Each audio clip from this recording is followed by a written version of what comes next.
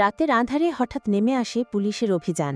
জনপ্রিয় content creator তৌহিদ আফ্রিদি, যাকে লক্ষ লক্ষ তরুণের অনুপ্রেরণা বলা হয়, হঠাৎ করেই সবার সামনে গ্রেফতার হলেন। ২৪ আগস্ট রোববার রাত 10:30টা বরিশালের ব্যস্ত বাংলাবাজার এলাকা হঠাৎই থমকে যায়। সিআইডির একটি বিশেষ দল স্থানীয় পুলিশের সহায়তায় শহরের এক বাসায় অভিযান চালায়, আর সেখান থেকেই গ্রেফতার করা হয় জনপ্রিয় কন্টেন্ট ক্রিয়েটর তৌহিদ আফ্রিদিকে। তাকে যাত্রাবাড়ি থানায় করা একটি হত্যা মামলায় আসামি হিসেবে গ্রেফতার দেখানো হয়। গ্রেফতারের মুহূর্তে ভীতকণ্ঠে আফ্রিদি বলেন, আমি ভয় পেয়েছি শুধু আমার স্ত্রী, 6 মাসের অন্তঃসত্ত্বা। তিনি আরও জানান, জায়গাটি তার দাদার বাড়ি এবং তিনি এসেছিলেন কবর জিয়ারাতের জন্য। পুলিশ ভ্যানে ওঠার সময় তিনি জিজ্ঞাসা করেন, আমরা কি ডিবিতে যাচ্ছি না? সাথে সাথে পাশ থেকে ইতিবাচক সাড়া আসে। কোতোয়ালি থানার ওসি মিজানুর রহমান নিশ্চিত করেন, ঢাকা থেকে আসা সিআইডির একটি দল বরিশাল নগরীর বাংলাবাজার এলাকা থেকে তাকে গ্রেফতার করে নিয়ে গেছে। তাদের সহায়তা করেছে স্থানীয় পুলিশ।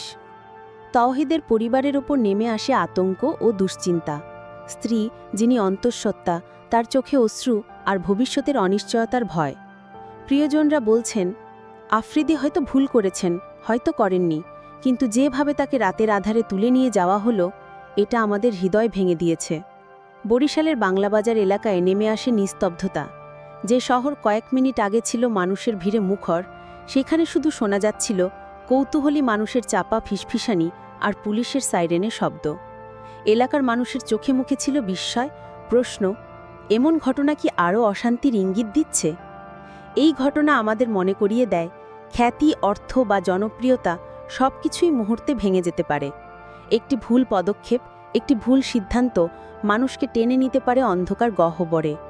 জীবনে সততা, দায়িত্ববোধ আর আইন মেনে চলাই পারে আমাদের সত্যিকার নিরাপত্তা দিতে। আজ তৌহিদ আফ্রিদির এই গ্রেফতার সমাজে আলোচনার ঝড় তুলেছে। সমাজ হোক ন্যায় বিচারের জায়গা, যেখানে সত্য প্রকাশ পাবে আর নিরপরাধরা মুক্তি পাবে।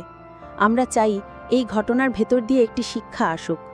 জীবন ক্ষণস্থায়ী, তবে সৎ থাকলে সেই জীবনই হবে স্মরণীয়।